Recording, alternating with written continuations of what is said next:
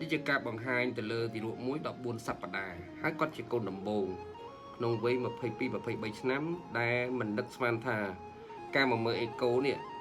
ជួបរឿងអកុសលបែបធម្មជាតិរបស់កូនគាត់ហើយកូនគាត់នឹងអាចបង្ហាញភេទដឹងទៀតថាភេទស្រីណានេះភេទនេះដៃជើងគាត់មានទាំងអស់ដៃជើងមានទាំងអស់ណាទឹកដក់ចង្កយើងអាចនៅមើលបានហើយក្បាលដើមទ្រូងអត់មានទេមានពវិចេញក្រៅពួកបេះដូងលោតណា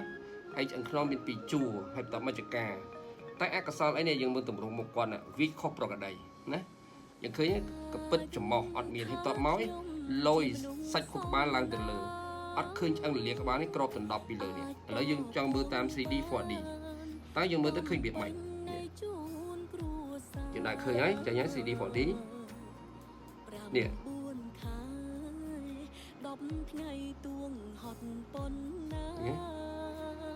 ឃើញនេះ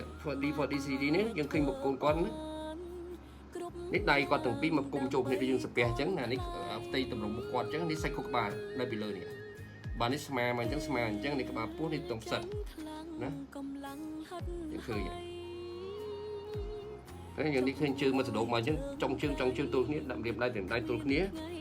ណាតែអត់អកុសលអីតា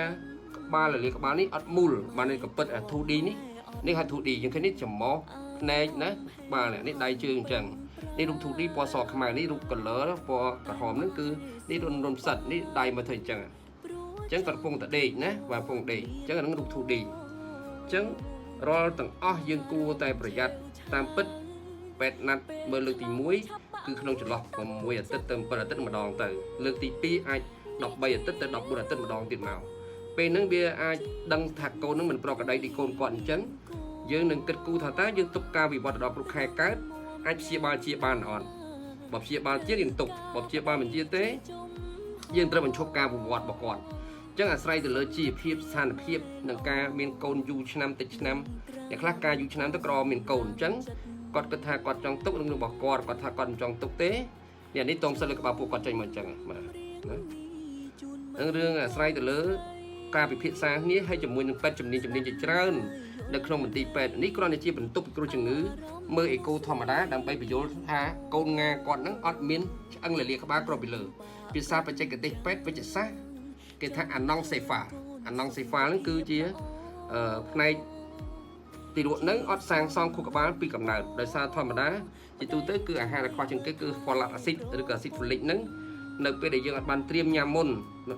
ប៉ុន្តែគាត់គិតថាគាត់ក្មេងហើយអាហ្នឹងជាជំងឺពេលខ្លះអាចជាជំងឺក្រូម៉ូសូមិកពេលខ្លះអាចជាជំងឺគេហៅថាការវិវត្តនៃកោសិកាឆ្អឹងរលាកក្បាលនឹងមិនបានត្រឹមត្រូវរបស់ការឆ្លងរោគអីផ្សេងណាឬក៏បរិស្ថានសារជាតិគីមីអីប៉ុន្តែភាគច្រើនអាចតកតនឹងក្រូម៉ូសូម genetic ច្រើនជាងណាអរគុណច្រើនពីបញ្ហានៃការយល់ដឹងពីជំងឺអាណង់សេហ្វាលអត់ឆ្អឹងរលាកក្បាលពីលើក្បាលកូនងាបាទ